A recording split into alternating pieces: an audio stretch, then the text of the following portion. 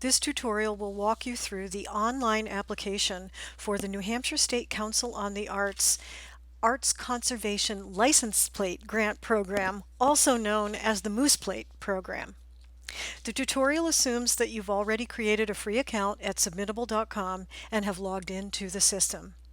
Before we get into the form, there are a few things you should know about Submittable.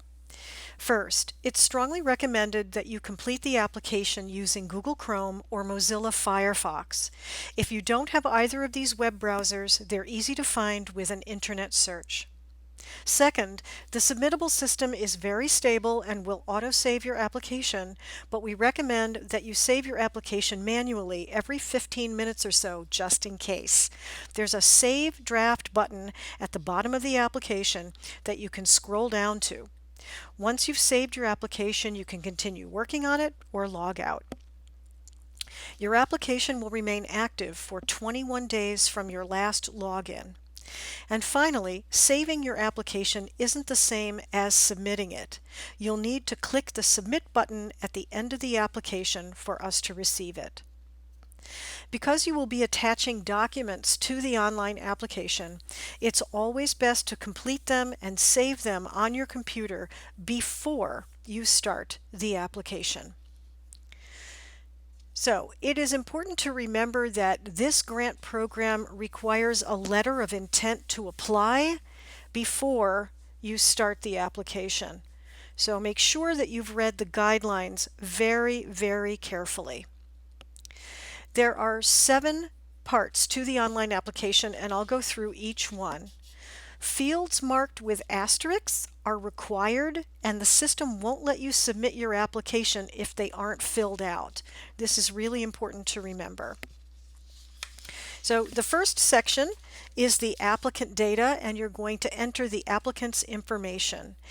If the applicant is being sponsored by a fiscal agent, the fiscal agent's information goes here. If an applicant is applying in partnership with another organization, please include the information for the lead organization only. Most of this is pretty straightforward, but there are a few things that I want to point out. The first is that nonprofit organizations that are applying need to include their Dun& Bradstreet number. And this is very important and required for nonprofits. Nonprofits also need to provide some information about their founding and when they were incorporated in the state, and answer some questions about their certification letters. Nonprofits, if they receive a grant, will have to submit these things. We require the New Hampshire Attorney General letters of good standing, the certificate of good standing that comes from the New Hampshire Secretary of State, and the organization's IRS determination letter. So if you're a nonprofit applying for a Moose Plate grant, you're going to have to check the appropriate boxes here and have those things ready to go. So next we come to the contact person and the site coordinator section. You only have to fill this out if the contact person is different from the authorized official that's listed right here. Next we come to the grant request information. This is where you're going to put all of the information about your request, including choosing how it identifies, and go to the guidelines for detailed explanation of what these are. You're going to choose one. You'll put in your project title and summary and all of the information related to this project. And you also want to tell us whether your organization has previously received Moose Plate funding. And it could be for a different project, but we just want to know if you've received funding from this program in the past. And then if the answer is yes, type in the year of the award and the title of the grant and how much you got, and also from which division you received the award, because there are 3 divisions in our department that offer funds from this program. The next section is about public ownership. Refer to the guidelines for more detail about these things. Section 5 is about accessibility. All of our grantees are required to assure us that they're in compliance with the Rehabilitation Act of 1973 and the Americans with Disabilities Act of 1990. This section asks a series of questions about the facility and about accessibility, and it requires that you upload a completed NEA brief accessibility checklist document. You can download the document from this link. This link is also in the guidelines. You're going to fill it out and then you're going to attach it here. A few more questions about accessibility. And now we come to the big document upload section. Each grant program requires different materials, so it's very important, again, that you read the guidelines carefully, that you prepare all of the required documents ahead of time, as I said earlier, and have them ready on your computer when you start the application. Uploading and attaching a document to the application is just like attaching a file to an email or uploading a photo to Facebook. You're going to click Choose Files. A little window is going to open from your computer. You're going to click on the file you want to attach, click Open, and it will upload and it will attach to your document.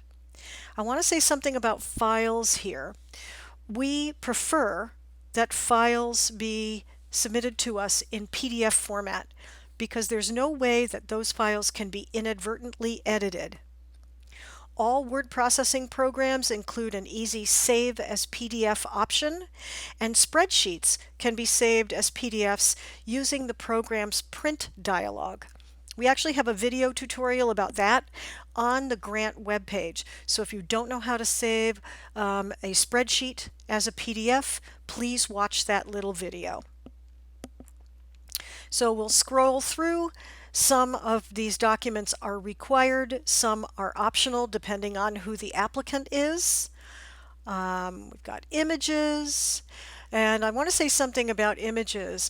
If you are submitting multiple files in one of these sections, we would like you to zip them up as a zip file.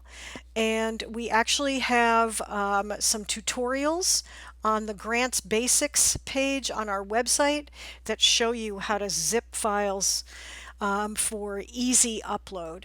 And so we really prefer that you do that. Again, more information that is required. Read the guidelines very, very carefully. And I want to say something about the year-end organizational financial statement. What we're looking for here is the applicant organization's most recent end of fiscal year financial statement. We don't need the 990 or the audit, just the statement that the board of directors approved.